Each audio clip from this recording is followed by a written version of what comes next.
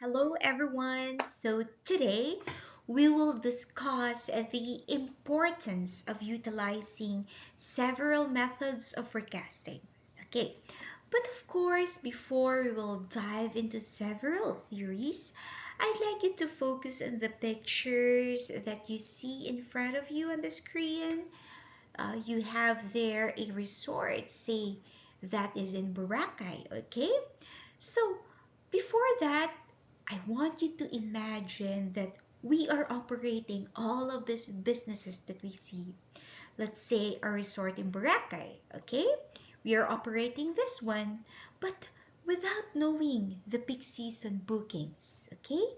Or we are operating a rice mill in Nuevas Ecija and we do not predict the harvest volumes. We picture Emirates planning flights to Naiya without even forecasting passenger demand. Or a wine distributor stocking inventory without anticipating market trends. Or, yeah, so that's it. Okay, so in the Philippines dynamic economy, from BPO growth to tourism fluctuations, forecasting is not just helpful. It is a way for survival of every businesses. So whether even you are just a small sari-sari store owner, tracking your customer patterns, or a major corporation planning expansion, accurate forecasting do transforms guesswork into strategic advantage. So it is actually the difference between thriving and merely surviving in today's competitive landscape. Okay, so let's go. Okay, so to better understand the theory, I'd like us to have an activity. Okay, so the activity is that we will imagine again. Imagine that you will be running your own lemonade stand business for the next few days, okay? So, of course, your challenge will be to forecast the daily lemonade demand. So, you can instruct your production team on how many cups of lemonade to prepare each morning, okay? But let's focus first on the first day of your business or operation or on your opening day, okay?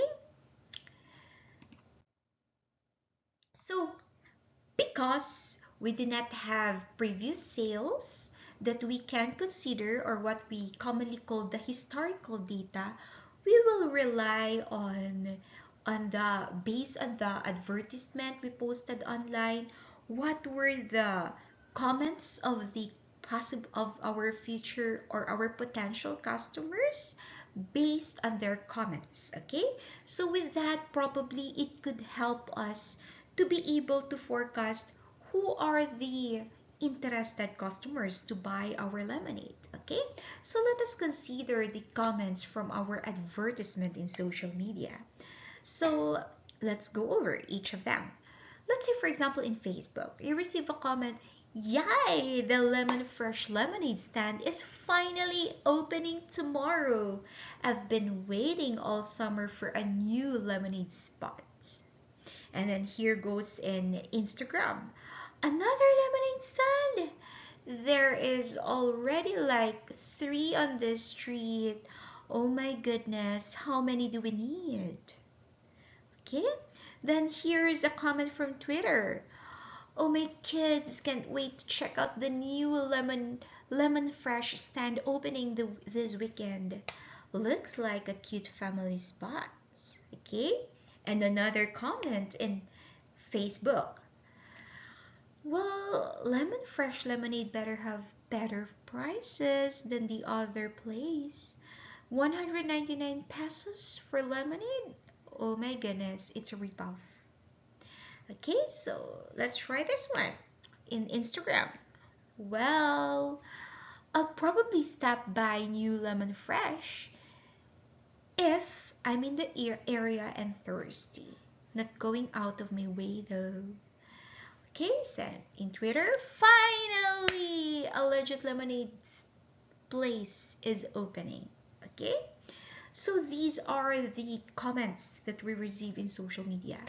So as the owner of this lemonade stand, how are you going to forecast, okay?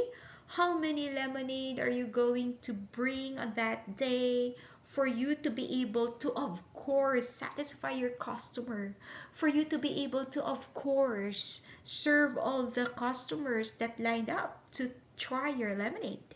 Because in reality, if you are the customer and then you lined up and then at the end of the line, the seller would just say, "Oh my goodness, we ran out of lemonade. I'm really sorry." How will you feel? You feel dissatisfied already, and probably you wouldn't come back anymore. Okay? So it's very important for every businesses to satisfy our clients in every service that we deal with them. Okay, so let's see. Now, so we have to analyze then all of the comments that we have received. Okay? So for the positive and really excited, we receive 1 from Facebook and 6 from Twitter. For negative and criticizing, we receive 2 from Instagram and 4 from Facebook. And for just a neutral, we receive 3 from Twitter and kind of indifferent but me stopping 5 in Instagram.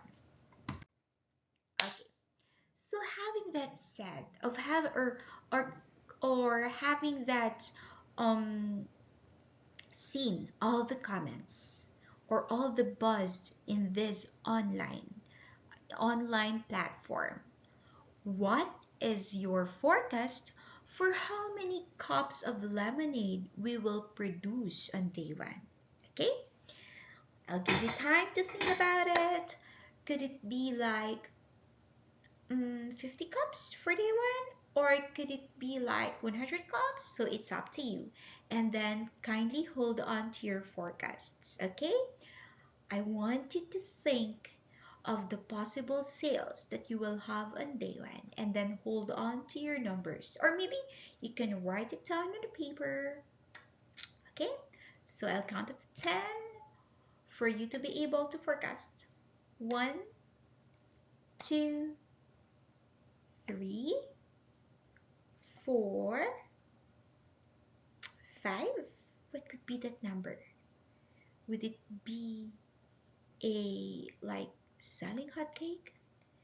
Or would it be very hard selling? 6, 7, 8, 9, and 10. So let's go. Here it is. The actual demand or the sales that you had on your first day is 89 cups. So what does it mean? Okay. So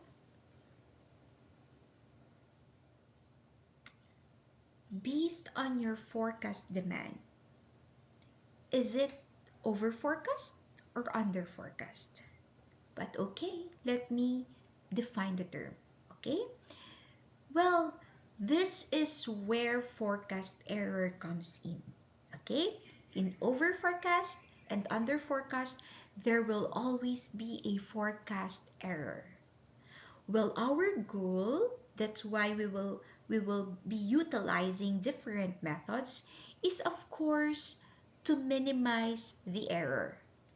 And the one we used earlier to forecast our demand for the opening is a qualitative forecast. Okay, why?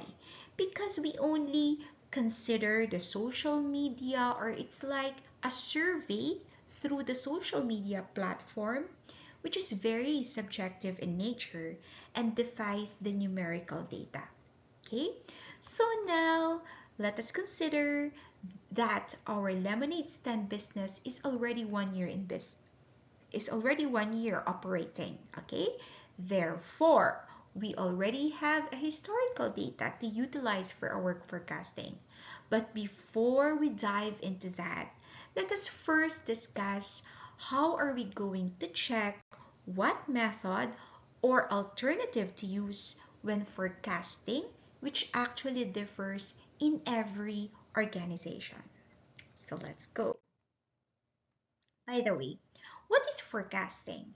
Well, forecasting is the process of making predictions based on qualitative, just like what we did a while ago, which is like customer survey, or a quantitative data, which is based on historical performance. But in doing forecasting, accuracy is very important for it to be more reliable in decision making. Now remember that no product or service can be planned from a badly biased forecast. So therefore, error and biases in forecasting must be minimized before forecasts are rarely perfect. Sorry. Again, I repeat. Therefore, error and biases in forecasting must be minimized because forecasts are rarely perfect. Okay? That means that in reality, we always have a little error. But of course, our goal is always to minimize. Our goal is that our forecasted value is just almost the same with the actual sales. Almost the same with the value or the figure of our actual sales. Okay? Why? Because we do not want to have over inventory or under inventory. Because we want to have a very good service to our customers. Okay, I will reiterate. There are two approaches in forecasting. Well, that is quantitative forecasts and the qualitative forecasts.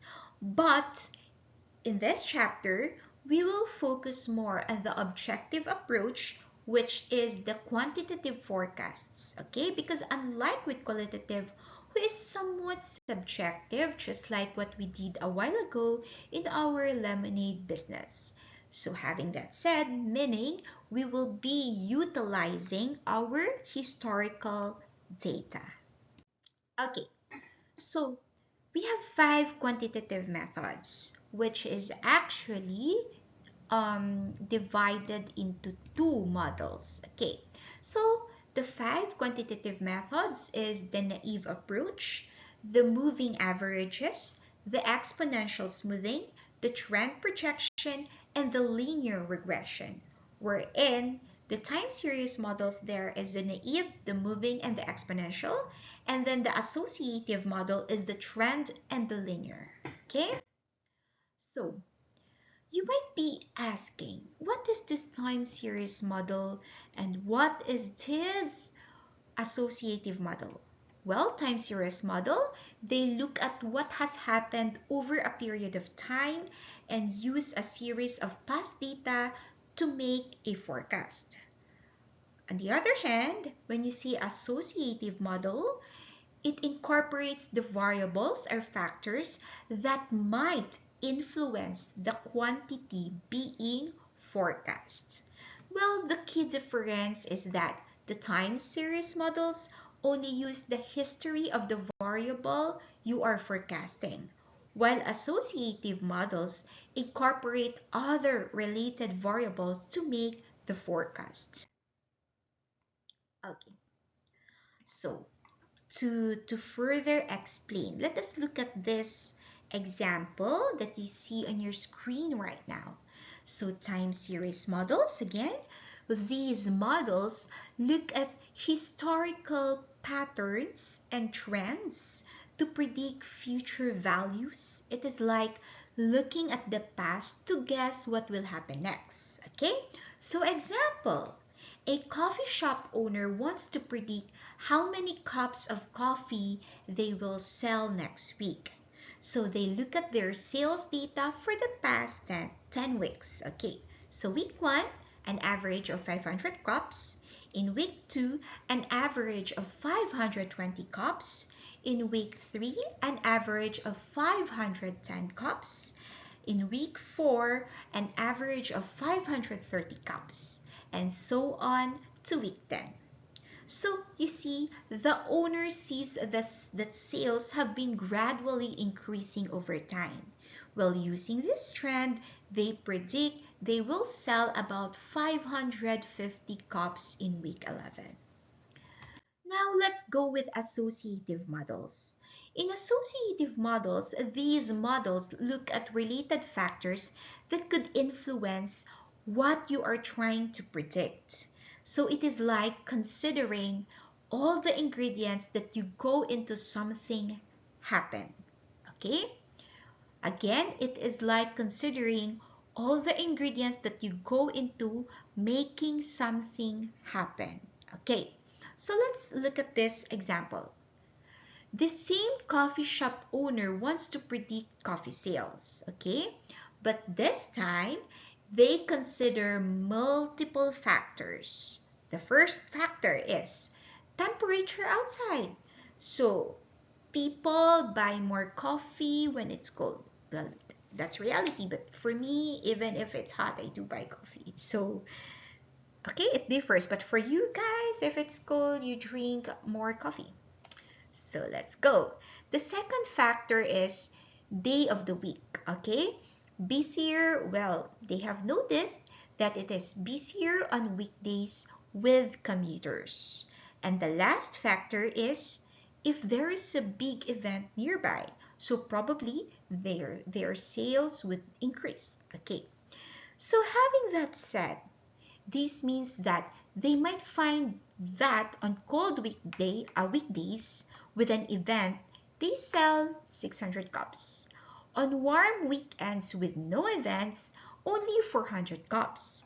But looking at the weather forecast, calendar, and local events, they can make more accurate predictions each day. Okay, so to explain further, what have you noticed? In time series, you are considering only the historical data. But in the associative models, apart from the historical data, you impute other factors. What if it will rain today? What if the weather is very hot? So probably we will have more sales because it's hot. Okay? Or no. Probably we have more sales because it's hot, so people doesn't want to drink coffee. Things like that. Okay? So that's the difference between the two models. Okay. So now let's discuss one by one the approaches under the time series model, wherein it only considers the historical data of the company. So let's go first with the naive approach. Now when you say naive approach, okay, let's use a pointer. Okay, can you see it? Wait, it's better. Okay, can you see this pointer? Okay, so when you say naive approach, it is a forecasting technique that assumes that demand in the next period is just equal to the demand in the most recent period. So let's say, for example, you want to forecast the sales today. So you just consider the demand in the most recent period. So that is yesterday. So let's say, for example, your sales yesterday is 50 cups. So probably your sales today is also the same, 50 cups. So that is the naive approach, okay? So in moving averages, this is a forecasting method that uses an average of the n most recent periods of data to forecast the next period. The n means the number of forecasts data. Okay? Well, n is variable. When you say variable, it differs. It varies. Okay? But don't worry, later we will explore more about it for you to be able to understand. So next is the exponential smoothing. In exponential smoothing, it is an approach wherein a weighted moving average forecasting technique in which data points are weighted by an exponential function. Okay, so in exponential smoothing, we uses a what we call a smoothing constant, or that the symbol is just like a letter A, small letter A, lowercase a, okay? So we use this is a weighting factor used in an exponential smoothing forecast, okay? So a number greater than or equal to 0 and less than or equal to 1. So later I will explain, okay? Because you will be doing your company study. So you might be asking, okay, so how are we going to know that we will be using 1 or 0, or that we will be using 0.1 or 0.5? So later I will discuss further. Okay, so let's go.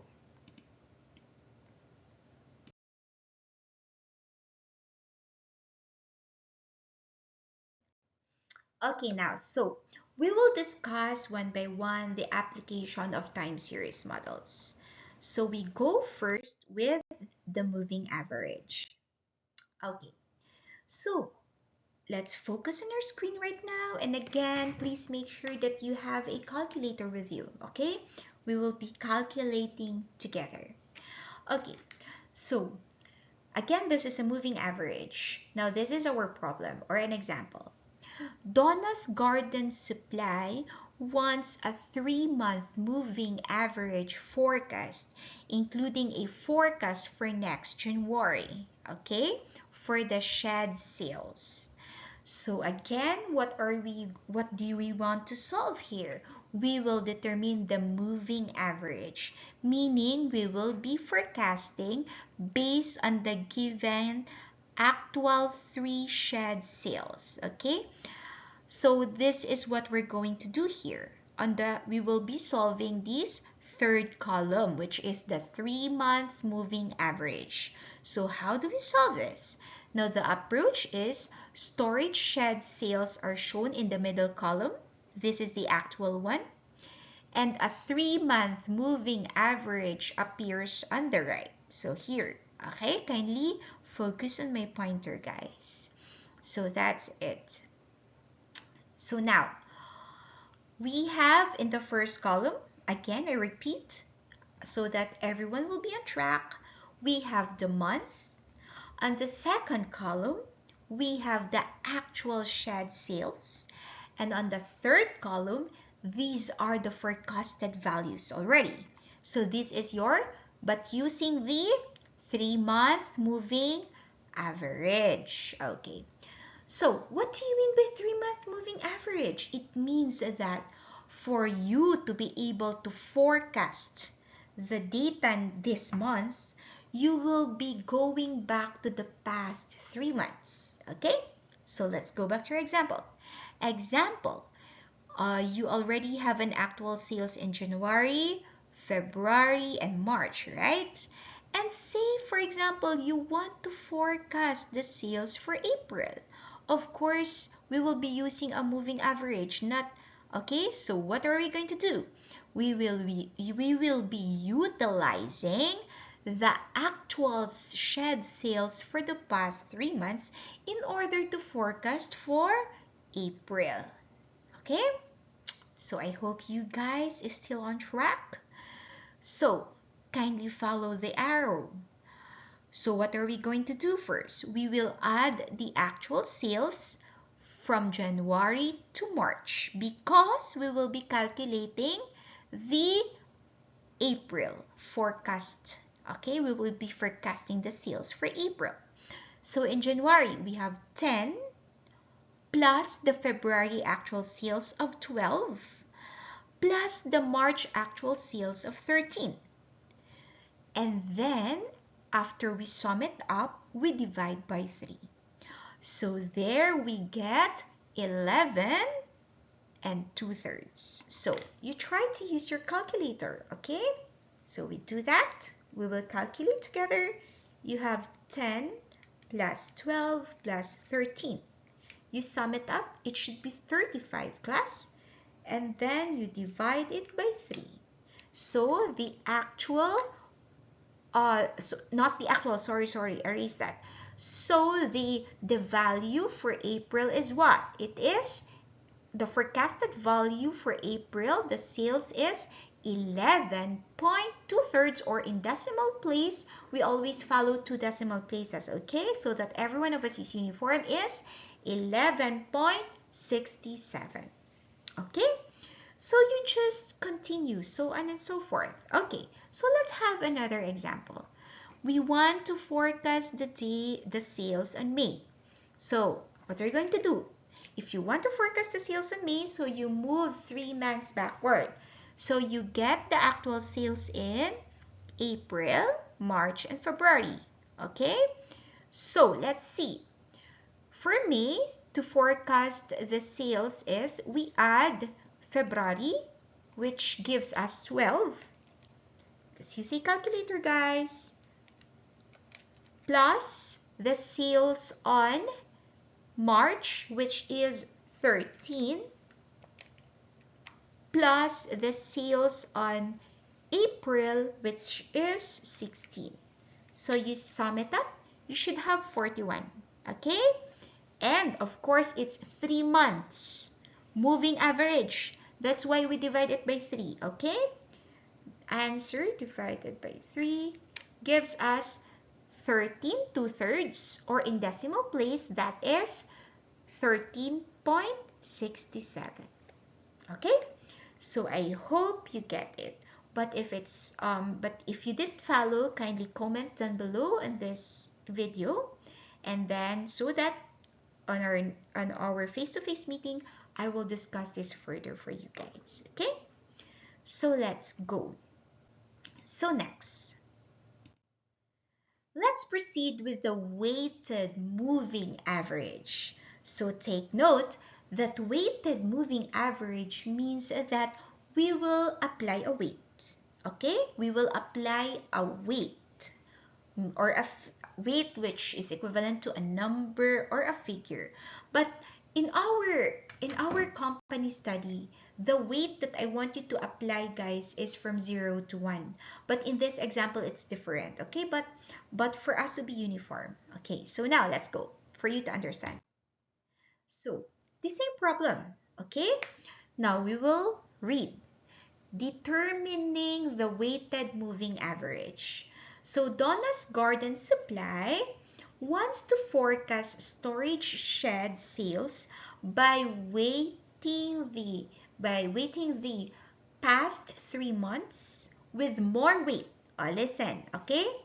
It is given in the problem with more weight given to recent data to make them more significant. So I want you to take note of this, class. If you wanted to have a look, sorry.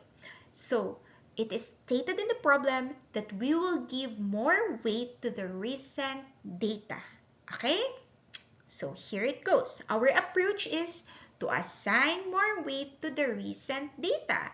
Again, what did I say earlier? When you say recent data, so just the recent one, the previous one. If we're talking about today, that means yesterday. If we're talking about this month, that means last month.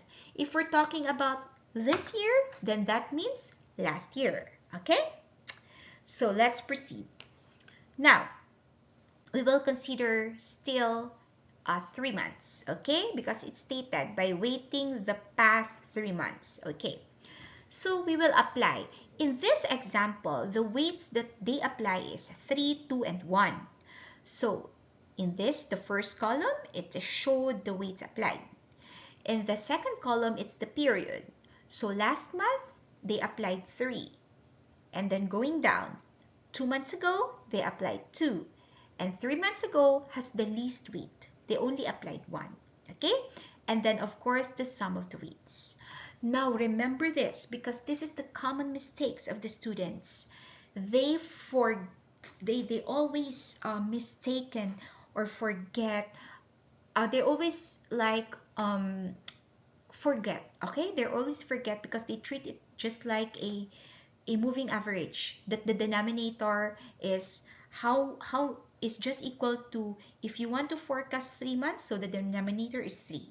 But remember, if you are applying with a weighted moving average, the denominator is different. Okay, class? The denominator is always equal to the sum of your weights.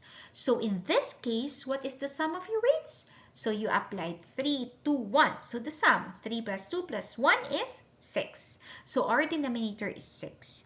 Now, let's go back. Let's focus on the formula of this weighted moving average. So as you can see, still, it's sum it up. But before adding the 3 variables, they first multiplied the sales of last month to 3. Why 3? Because that is dictated by the problem. It should have the highest weight, okay? And then the sales of 2 months ago with 2 only, and the sales of the last 3 months ago with 1. Okay, and then divided by how much? It should be 6. So let's proceed.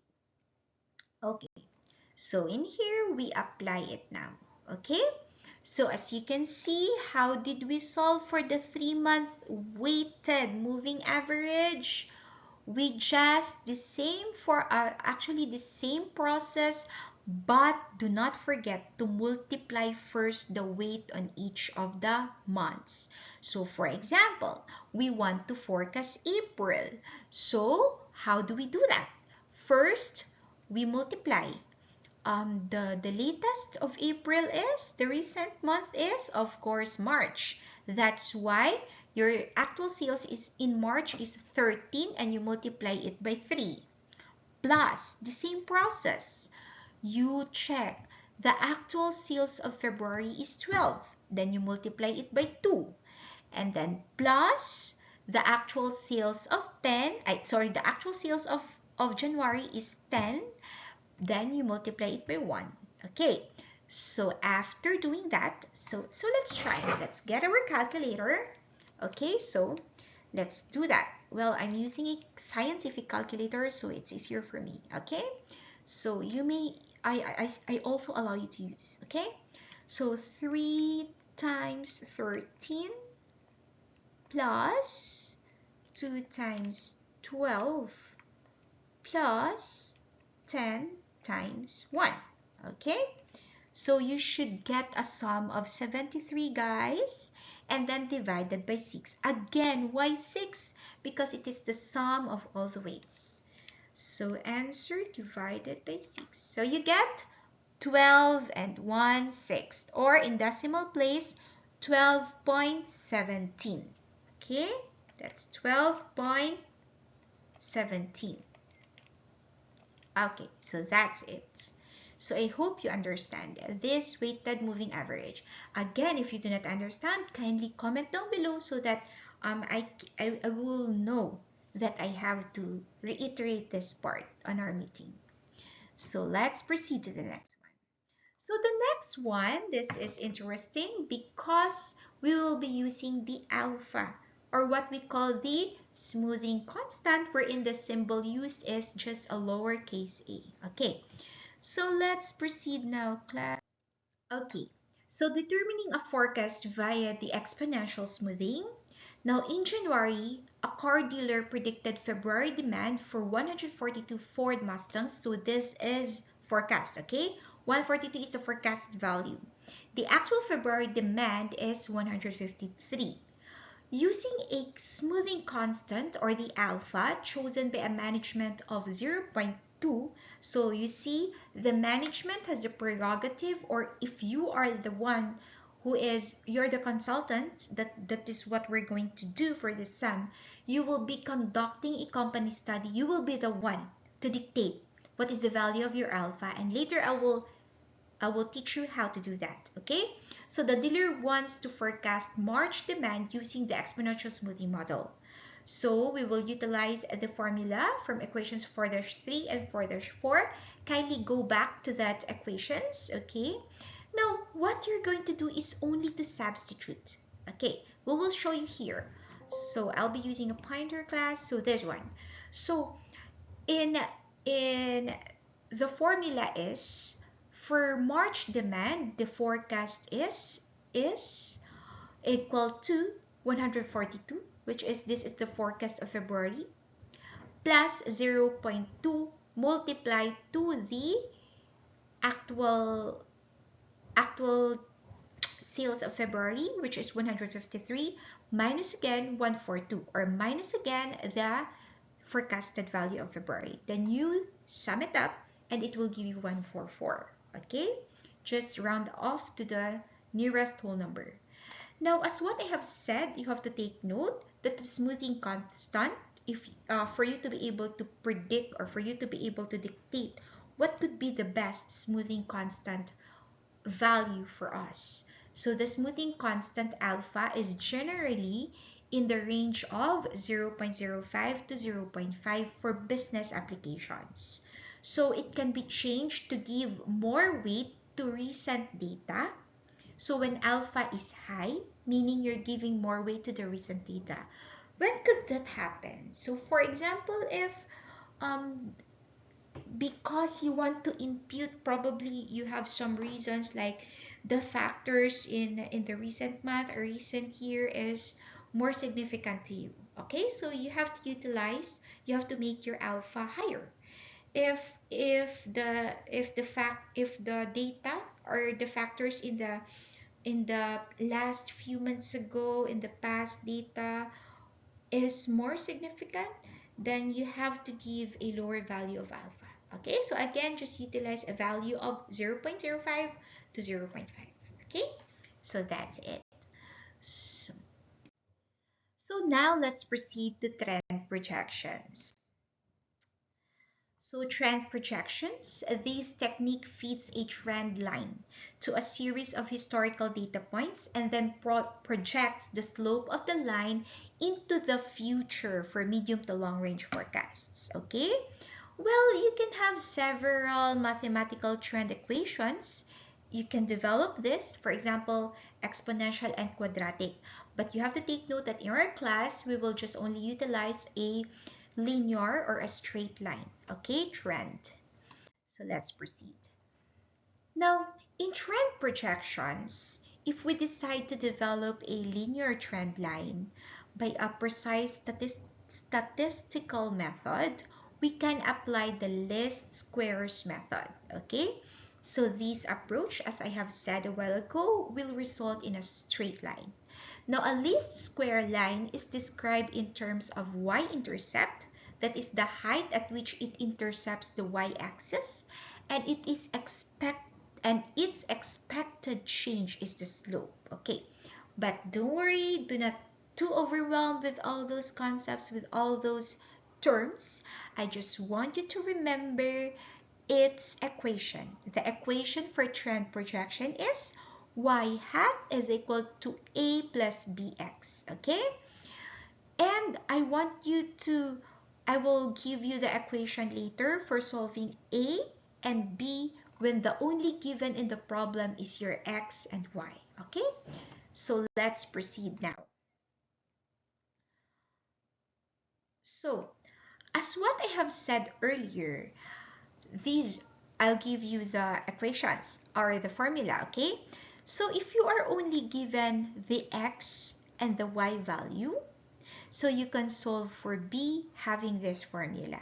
Okay, well, you can read all those terms, but I just want you to memorize the formula. I'll explain it to you as simple as possible. Okay, so as I have said, this is our formula for the trend projection, right?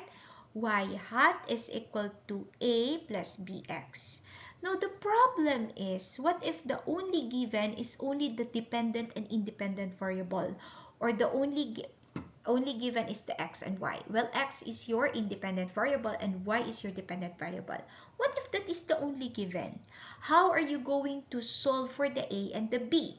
So that is the time that you will use the equation for 4-12. Okay, so you have here b is equal to summation of xy, meaning you will multiply the values of x and y, and then minus n, the mean values of x and the mean values of y. Okay, divided by summation of x squared minus n times mean of x squared. Okay, so you can utilize this for you to solve b. Now for you to solve a, you have to utilize this one. Okay, a is equal to the mean of y minus the b times the mean of x. Okay, so let's utilize all the formulas by having this example here. forecasting with least squares. So the demand for electric power at the NY Edison over the past 7 years is shown in the following table in megawatts, okay? So the firm wants to forecast next year's demand by fitting a straight line trend to these data.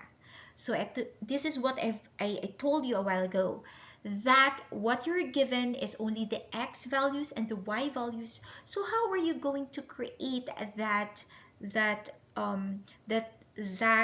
least square for that equation, which is y hat is equal to a plus bx. So of course we have to solve for a first and we have to solve for b first for us to be able to come up with the equation. And then we will just substitute the given x value, which is next year. In this case, that will be the 8th year, okay? So I want you to be familiar with the given values here. So in this case, our x values is the year and our y values is the electrical power demand. Okay, so let's go. Now I just show you here below, focus below, you have 4-12. So that is the formula for B, so that you will be able to solve, and you have the other one, the formula for A. Okay, so let's proceed.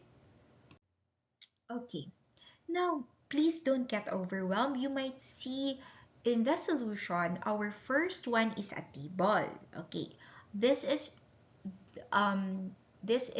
your technique on how to solve so that you will not be overwhelmed, okay, with values. So let's tackle each of the column one by one. So the first one is you have the x, right? So this is the given. So you have 1, 2, 3, 4, 5, 6. First year, second year, third year, fourth year, fifth year, sixth year, and seventh year, okay? So why are you going to sum? Why are you going to solve for summation of x? When you say summation, you just have to add all of the values. Why? Because you need that in order to solve for your b, okay? It is actually asked in the formula. So we have to do this. And then next, what we did is we sum up all the values of y, okay? And then after that, on your third column, it is showed the x squared. Why do you have to do that again? Because the formula says so, for you to be able to solve the value of b. So how did you solve for x squared? You only have to square it. You have to square 1 squared is equal to 1, 2 squared is equal to 4, 3 squared is equal to 9, so on and so forth. And then in the end, you have to sum it up, meaning you have to add all the values of your x squared. And then the last one that is asked from the formula is the xy. How do you do that? So you just have to multiply x and y. So let's see. The first one is 1 multiplied to 74 will give you 74. 2 multiplied to 79 will give you 158. 3 multiplied to 80 will give you 240. And so on and so forth. And in the end, you have to sum it up again. You have to sum up your xy, which will give you 3,063. And the next thing you're going to do is you only have to substitute it to your formula in B. But take note, we still you are asked with the mean x and the mean y. So how do you solve for that? You just have to divide it by your n. In this case, our n is 7. Okay? 7, because you have 7 values, or you have 7 values for electric power demand, or 7 years. So it's divided by 7. So your mean x is 98.86. Okay? And then, your mean x is 4. How did that happen? Because, of course, 28, you divided it by 7. So you have 4. Okay, you try it on your calculators. And then, how do you solve for y? Of course, you just have to sum everything. It's done for you now. That is 692 divided by 7. So you got 98.86. Okay, please do it on your own, guys.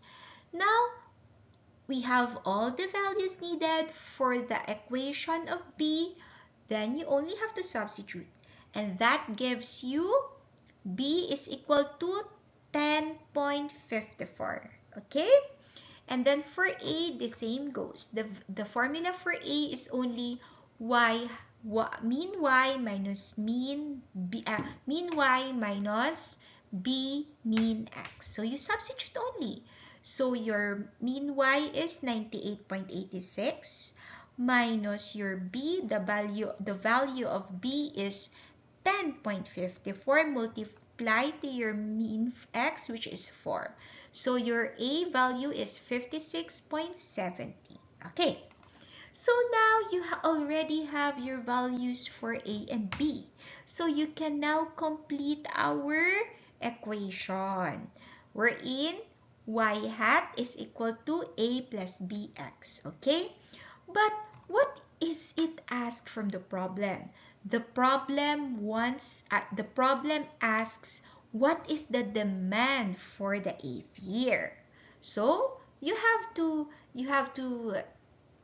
just transport on the other side. So yeah, sorry, you just have to work on the equation, which is y hat is equal to a plus bx. Okay, so just an algebraic, in your algebra, kindly go back. We have to form a, wait, do we have to do that?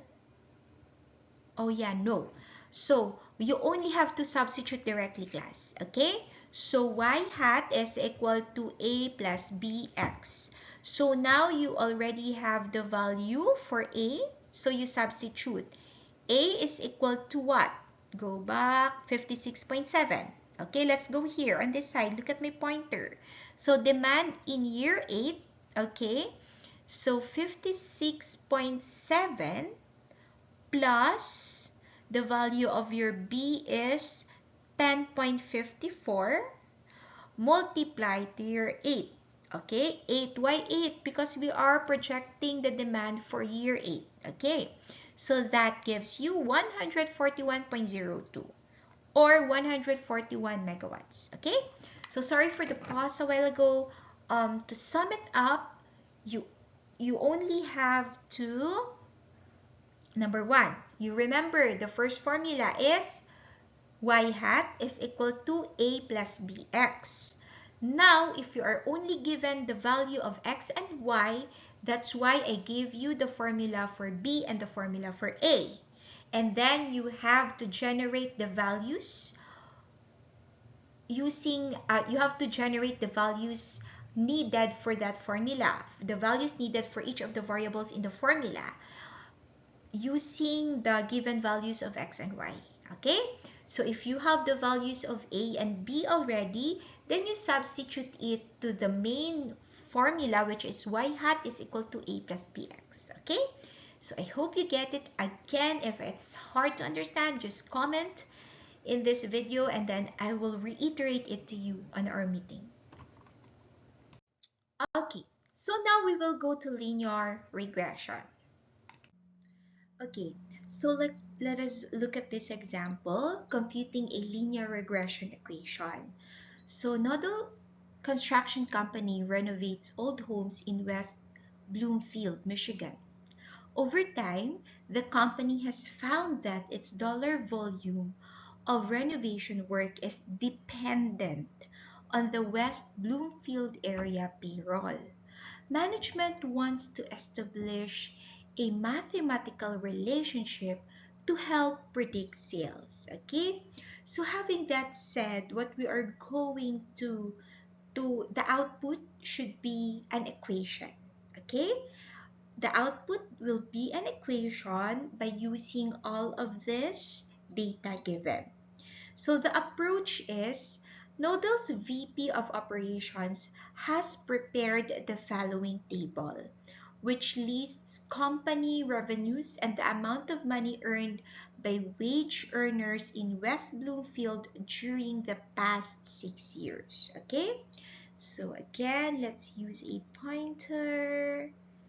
Okay, so let's make it this one. I think this is better. Okay, so what we're going to do is we will utilize all of these values. Okay, right now on your screen you should see a table with 4 columns here. Okay, so let's proceed.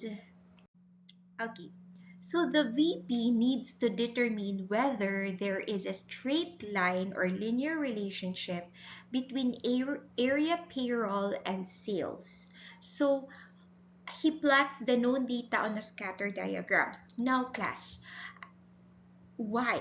Okay, if there is a straight line relationship, then that means if the payroll will increase, then that means the sales of the construction or the noodles company will also increase. Okay, now from the 6 data points, there appears to be a slight positive relationship between the independent variable, which is the payroll, and the dependent variable, which is your sales.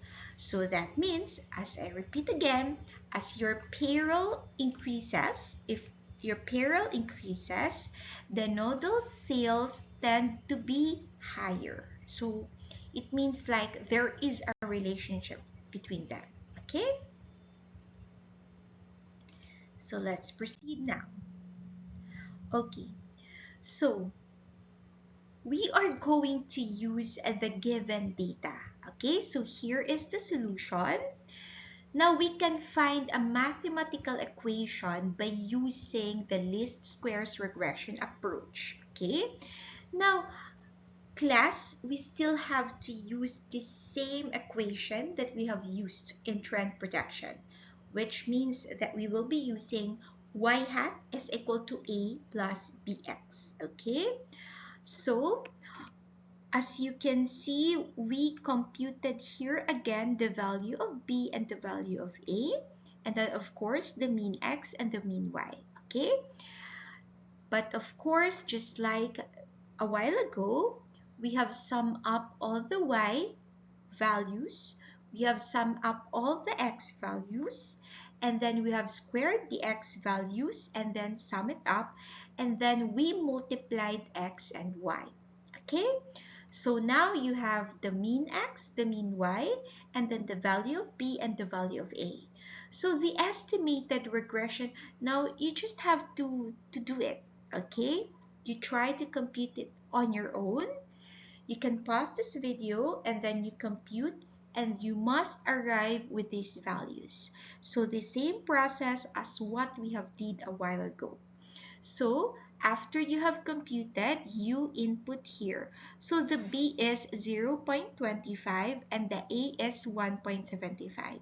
So all we have to do is to substitute the original formula. So y hat is equal to 1.75 plus 0.25x. Okay, so these can now be utilized by nodal construction company for them to be able to have predictions, for them to be able to have a forecast that if whatever the payroll is, then they will be able to forecast their sales.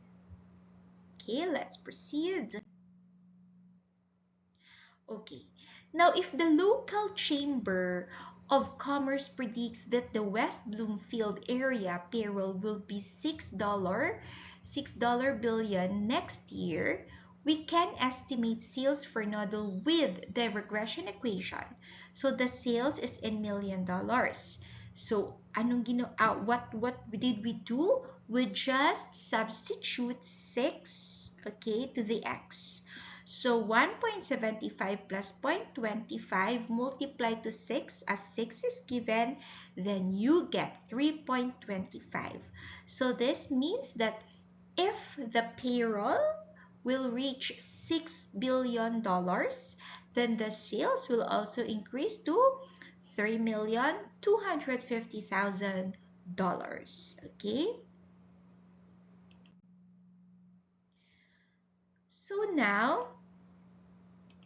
So now, did you notice that trend projections, well, I have mentioned this earlier, and linear regression do actually use the same equation. The y is equal to a plus bx, okay?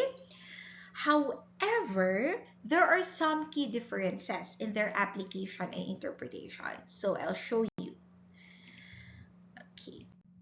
Now, for the independent variable, in trend projection, the independent variable is always in terms of time. Example, that could be days, months, or years. In linear regression, the independent variable can can be any relevant factor. So that could be time, price, temperature, okay? And for the purpose, for the trend projection, it is specifically used to extend historical time series data into the future versus or while the linear regression, it is used to find relationships between any two variables not necessarily involving time. Okay?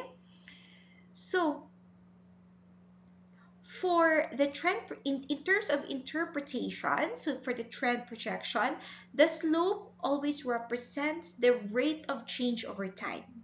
However, with linear regression, the slope represents the change in y for each unit change in x, okay, regardless of what x represents.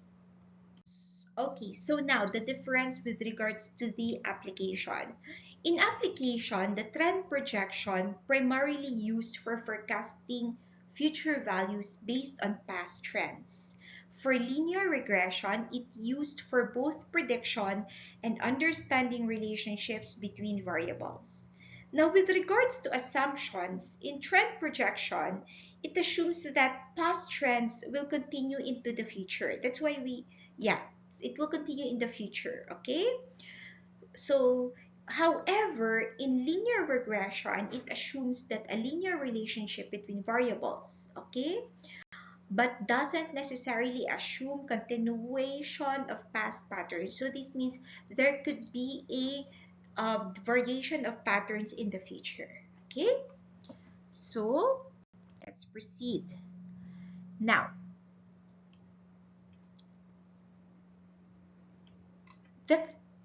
in forecasts, okay, our main concern is for us to minimize the error because every time we do forecast, there is really an error, okay? We cannot go away with that reality. However, we can do minimize it. So we are going to use the commonly used measures.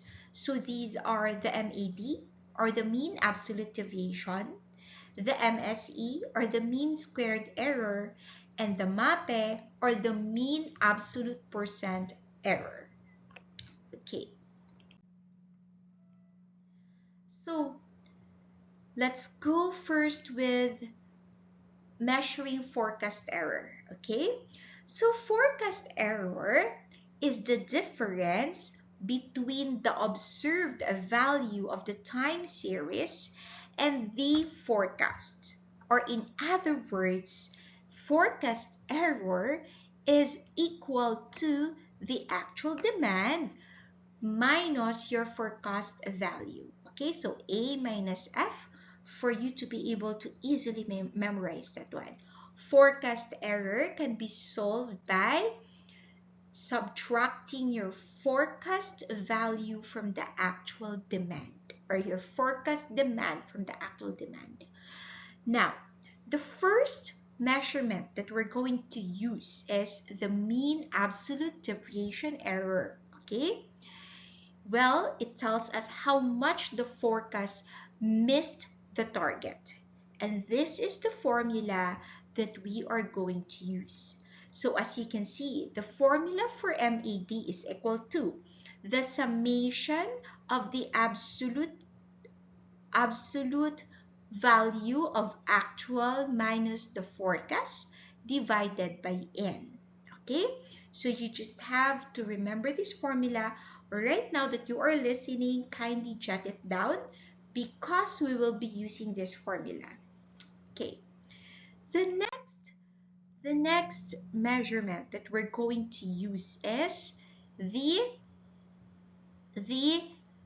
MSE, or the mean square error. So this MSE is the square of how much the forecast missed the target.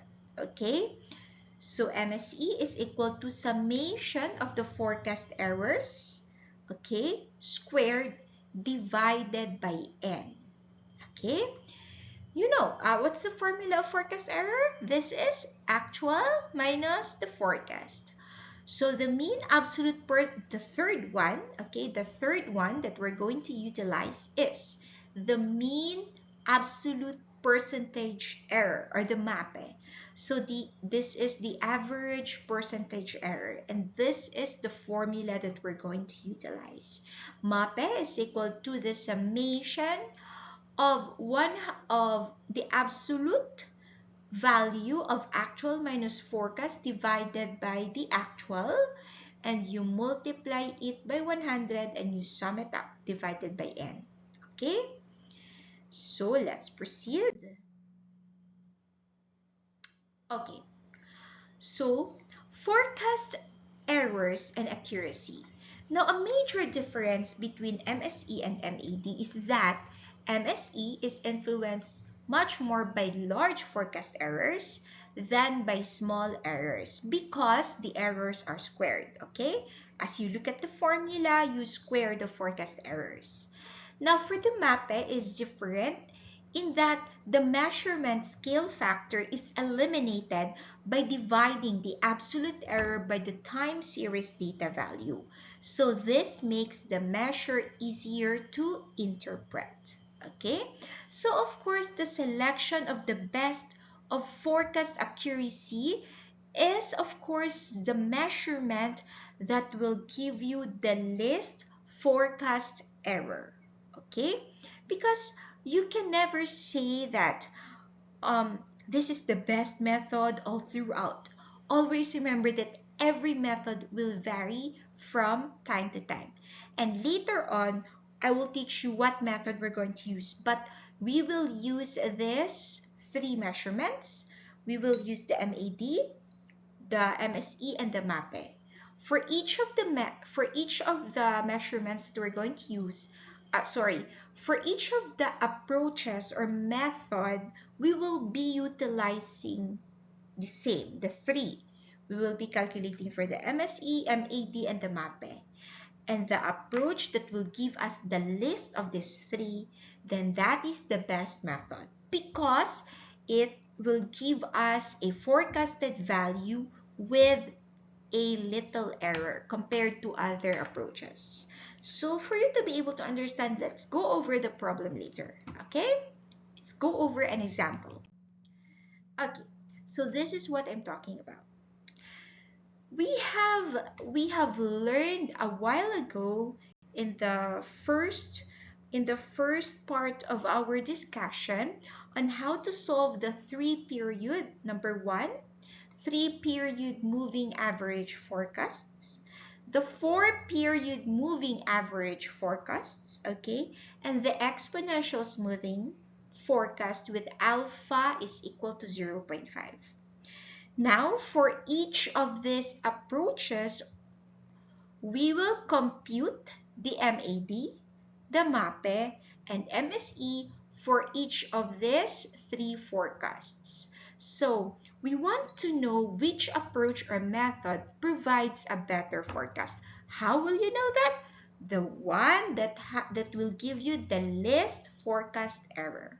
So, we will utilize these values, the period, and also we have two columns here. As you can see, the first column is the period and the second column is the sales. So take note that the sales given here is the actual value. Therefore, we will compute next the forecasted value using the formula on how to solve these approaches. Okay, so let's go. Okay, so as you can see right now on your screen, the first thing that you see here is you have the three columns, right? Because we will first develop or solve the 3-month moving average. But then again, we will be using this same data. Okay, so let's go back to our previous discussion a while ago. How did we solve for the forecast value using a 3-month moving average? Of course, how did we get 89 here in period 4? Of course, easy. We just added 86 plus 93 plus 88. Okay? So you try it using your calculator. So let's try. 86 plus 93 plus 88. So you should have a total of 267. Since it is a 3-month moving average, then you divide 267 by 3. So in that case, you have 89. Okay? So the same process, so on and so forth. So let's try. Let's skip, okay? Let's try to solve period 9. Okay, let's try to forecast period 9 having all this data. So period 9, as stated here, it is 92.67. So how did we solve that? Let's try. So it utilized the past 3 actual data or sales. So let's see. You have here 93, the recent period, plus 91 plus 94. So you should get a total of 278 and you divide it by 3. So that's why you get the forecasted value of 92.67. Okay? So I hope all of you got it. Now the next question is, why is n equal to 9? Even if we have a total period of 12. Okay, always remember that when we utilize approaches for forecasts, n is always equal to your number of forecasted values. Okay, let's count. Let's start with this, period 4. The forecasted value is 89. Okay, so, and then let's count up to 95.33. How many of this? 1, 2, 3, 4, 5, 6, 7, 8, 9. So that's why n is equal to 9. Okay, so let's proceed. Okay.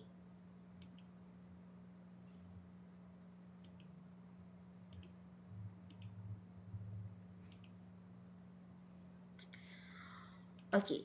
So as you can see right now on your screen, this is what I just discussed with you a while ago. Okay? And then below, I just show you the formula. But please disregard first the formula. We're still here in the third column. I will teach you one by one. Okay? So let's proceed. There.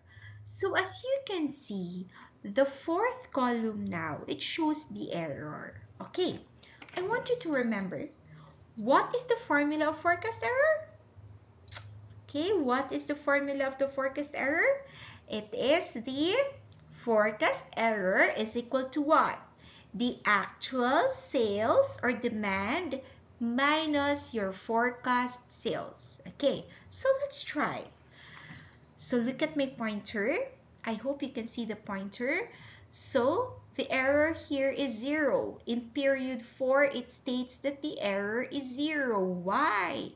Well, because the actual sales is 89. Minus your forecast sales of 89. Then you get 0. Okay, let's try the next one. Period 5. It says that the forecast error, the forecast error is 2. Why? Because your actual sales 92 minus to your forecast sales of 90. So you get 2. Okay, so it's very easy. The same goes so on and so forth. Now, look at here. What happens here? Okay, as you can see, your period 7 has a negative error. Now, always remember, as the computation, as the formula goes, okay, when do you get a negative forecast error? You will get it if you have over forecasted. Okay, so look, your actual sales is only 91, but then again, you over forecasted 91.67. You are over by 0.67. So that's why your forecast error is 0.67. Okay. So 91 minus 91.67 is 0.67, negative 0.67. Well, when you are going to solve approaches, I also want you to follow this orientation, or I want you to make a table so that it will not be confusing for you. It will be easy to solve, okay? So, well, I have discussed that, but I will show you still the computation on how we solve it. Okay. Now let's proceed with your MSE. What is MSE again? Your mean squared error, right? So from the word itself, mean square error, meaning you only have to square the error that we have computed a while ago. So let's add another column to our table. Okay, so how did we get, let's go to period 4. In period 4, of course, 0 square, you square all of this error here, you just square to get the error. Okay, the error squared. Easy. So 0 squared is 0. 2 squared is 4. 4.33 squared is 18.78.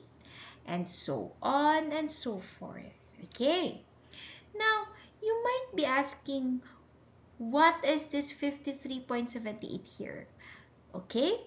That is, how did we solve that? You just have to sum all of these errors squared. Let's try, okay?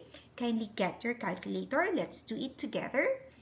So 0 plus 4 plus 18.78 plus 0.44 plus 0.44 plus 11.11 plus 13.44 plus 5.44 plus 0.11. So, there you go. Well, in my calculator, it says 53.76. But in here, it says 53.78. Well, it doesn't matter because there might be a little changes due to rounding off. Okay, but that is how we got 53.78. We just have to sum it up. Okay, so that's it. Now, how did you solve this 5.98?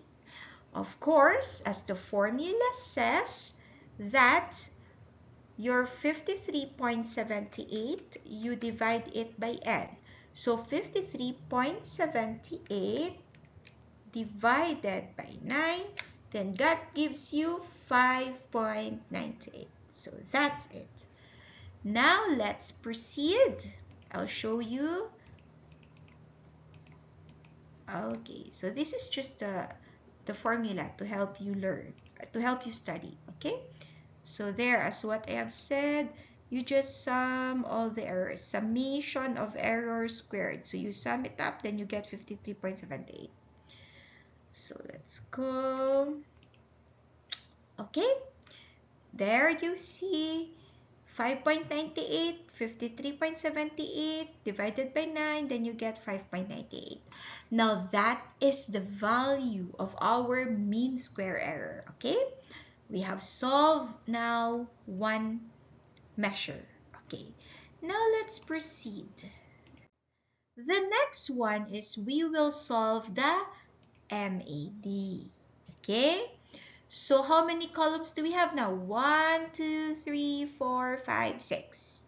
So in the MAD, before we're going to reach here in solving MAD, we have to solve first the absolute error. So where is the absolute error? How do we solve that? you go back to this column, the error. Okay, all you need to do is when you say absolute, all the negative values will become positive.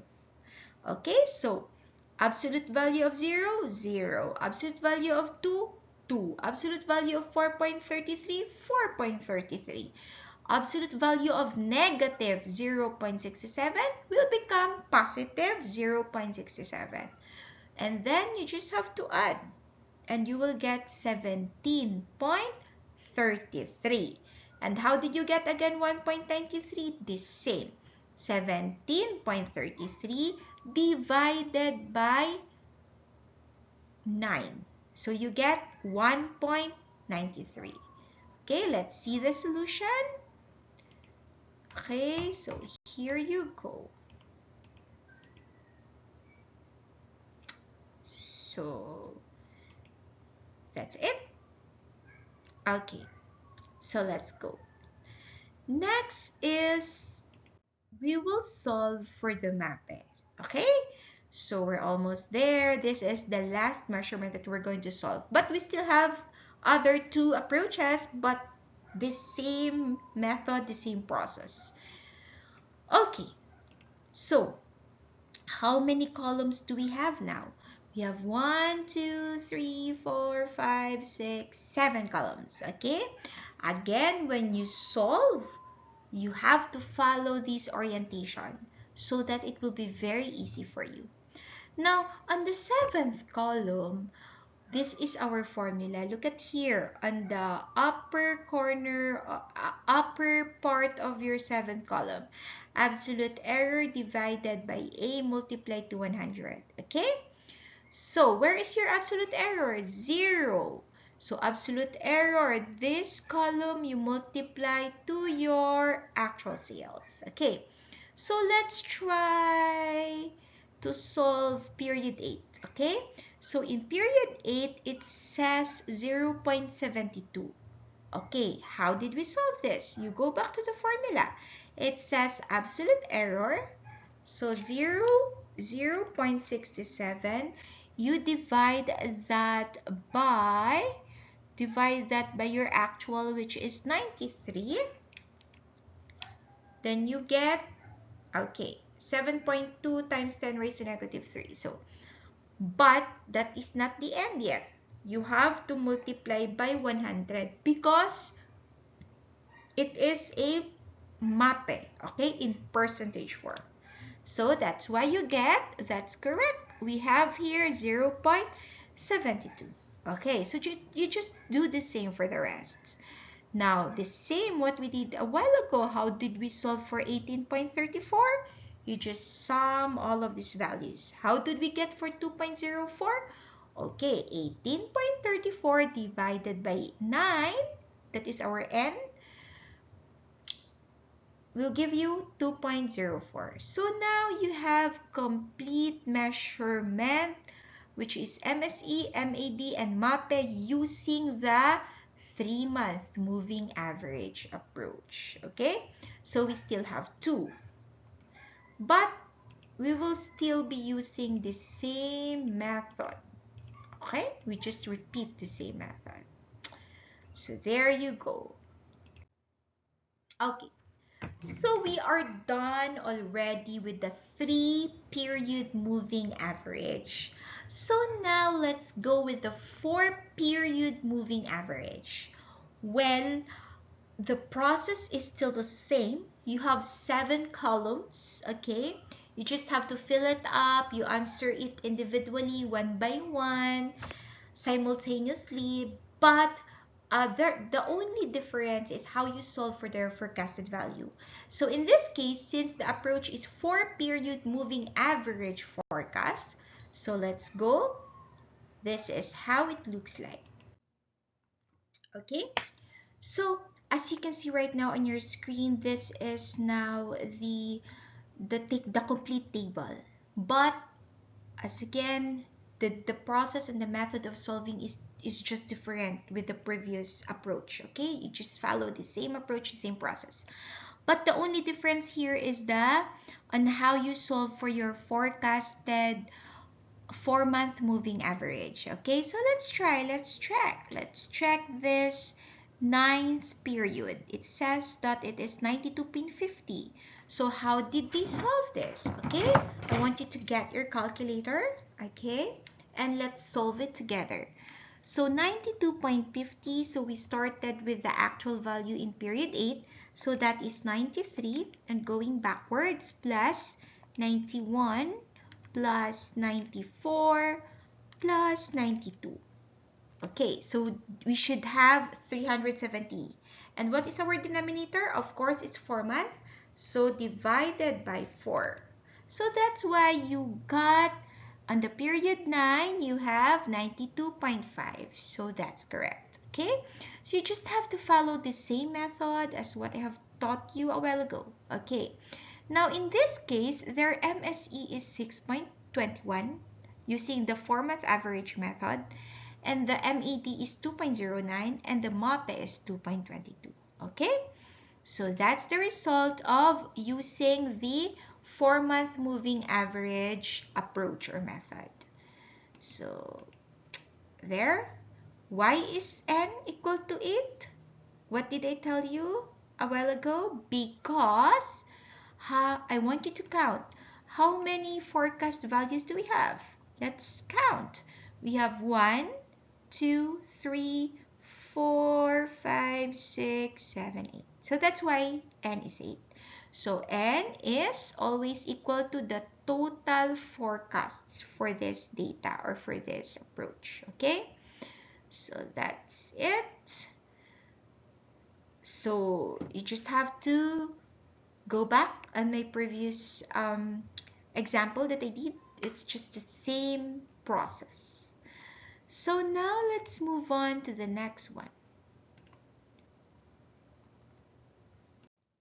Okay, so the last approach that we're going to solve is the exponential smoothing forecast with alpha is equal to 0.5.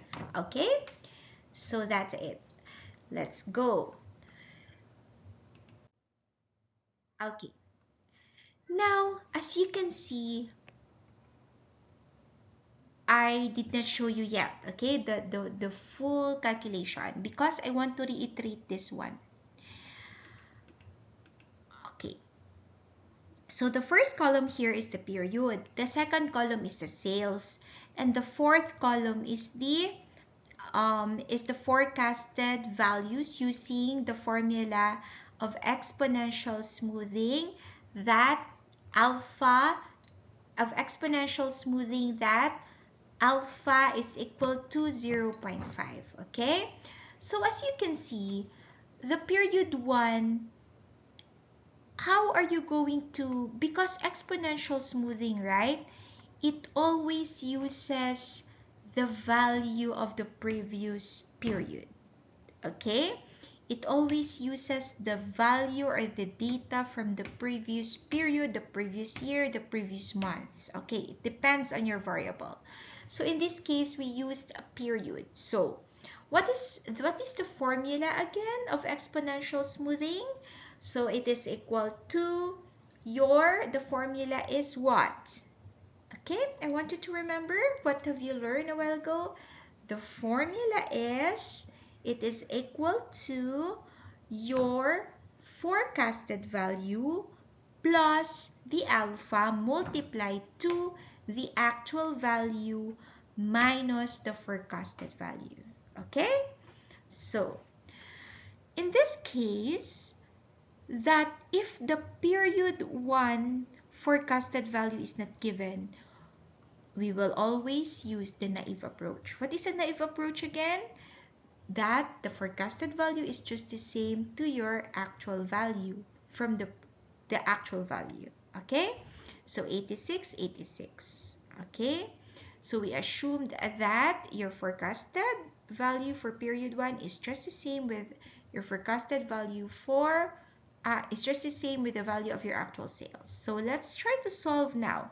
How did we solve for, let's go to period 3. It says that it is 89.5. So let's get our calculator, class. Okay, so what is the formula? Okay, we will start with your forecasted value from the previous period, meaning period 2, is what? Is 86. So you have 86 plus your alpha of 0.5, multiply it to 93 minus 86. Then we should get 89.5. Okay? So you follow that, and that you just have to continue with the rests. Okay, we try another one. Now let's try to solve this period 8, that is 91.61. Okay? So for period 8, what are we going to utilize? We will utilize the value for period 7. So again, how are we going to do that? Okay. For a while, I will set my calculator. Okay. So we're going to do that. Let's do it together, class. So we will solve for period 8, right? And it says it is 91.61. So let's do it together. So you have 91.61. So you have your forecasted value in period 7, which is 92.22. Okay. Plus the alpha of 0.5 multiplied to, what is your actual sales? So your actual sales is 91 minus 92.22. So let's see if we have the same answer. Great. So we solve here 91.61. Okay? So you just have to follow the same method all throughout. So that's it. Okay. So let's proceed now. And there. This is the formula. Okay.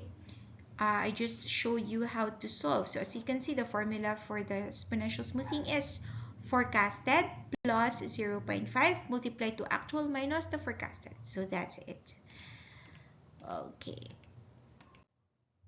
So here is the complete table solution for the approach or method of exponential smoothing. Okay, so we have here our MSE is 8.84, MAD is 2.32, and our MAPE here is 2.49. Okay, so you just have to follow the same process as we did with the first approach with 3-month moving average. Okay, so we graph here, as you can see on your screen, we have a graph. Okay, we graph here the forecast values versus the actual sales. Okay, I'd like you to focus on the graph right now. You have here the actual sales is the blue one, this one. Okay, and the rest is the forecasted values. So just looking at it, it's really hard to tell that among these three approaches, the 3-month moving average, 4-month moving average, and the exponential smoothing, which of these approaches is the best? Wherein the one that will give a forecast sales of almost equal to the actual sales, right? It's really hard to identify. So that's why we really have to utilize the measurements given, which is the MAD, MSE, and MAPE among the different approaches. Okay? So how are we going to identify that? Of course, the approach that will give you the lowest forecasting error among the three measurements, which is the MSE, MAD, and the MAPE, is the best approach. So let's go. Okay, so what is our conclusion now? Let's compare. Now, given the MSE, MAD, and MAPE of moving average, 3-month moving average, 4-month moving average, and the exponential smoothing with alpha is equal to 0.5, The one that gives the least forecast error is your 3-month moving average. So meaning this is the best method that the company will be able to utilize, okay? The 3-month moving average for them to have the best forecast for their sales, okay? So that's it. That is how you're going to know which of the method is the best or which approach is the best by using the 3 measurements. Okay, so that's it, class. Now, again, I repeat, if there are parts that it is hard for you to understand, kindly comment below so that I can prepare on the next meeting. I will be able to explain more that part for you guys. So that's it. Have a great day, everyone.